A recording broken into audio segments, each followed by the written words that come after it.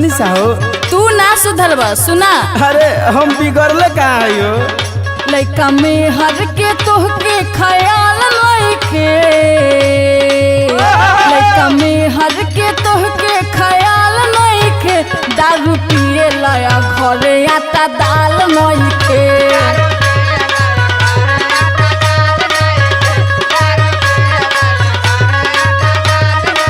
हरे कारण न बाय में असही थोड़े पिएला। अच्छा बतावा कौन कारण बा। सुना पूरी बोतल भर के भरी तोड़ दूंगा, पूरी बोतल भर के भरी तोड़ दूंगा, तू जो रूठे ना तो दारू पीना छोड़ दूंगा।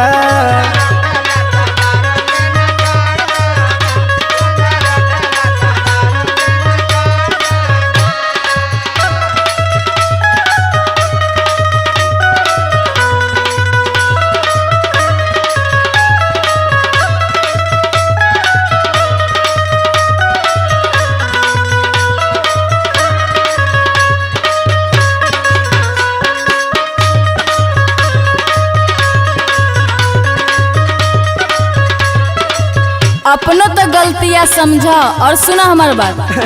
चलाओ तारू तू खुद चलती, हमारा के देता ऊपर से गलती। काहे कुछ कहती तू ठीक से जल रहता,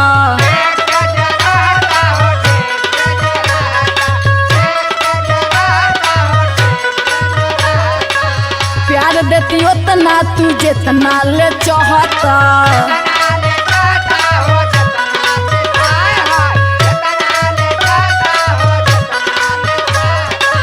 काहे कुछ कहती तू ठीक से जे रहता, प्यार देती उतना तू जितना ले चाहता। अपना करनी पे तोहके मलाल नइखे, अपना करनी पे तोहके मलाल नइखे, दारू पिए लाया घरे आटा दाल नइखे।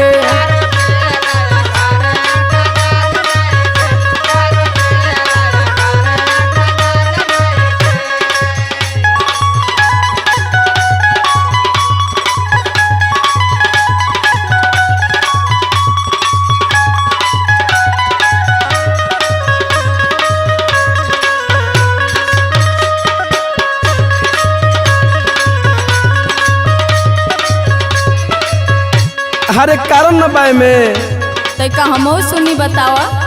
सुना बात कौन प्यार से जे कह तू ये जान हो,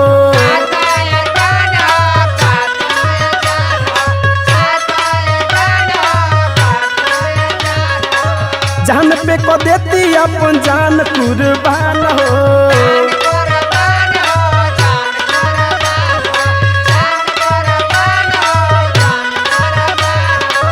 बात कौन प्यार से जे कह तू ये जान हो, जान पे को देती अपन जान कुर्बान हो।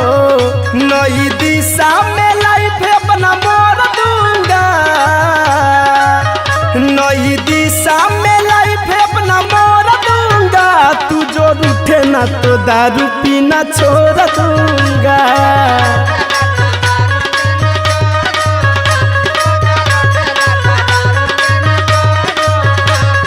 पिए लाया घरे आटा दाल नइखे, तू जो रूठे ना तो दारू पीना छोड़ दूंगा। दारू पिए लाया घरे आटा दाल नइखे, तू जो रूठे ना तो दारू पीना छोड़ दूंगा।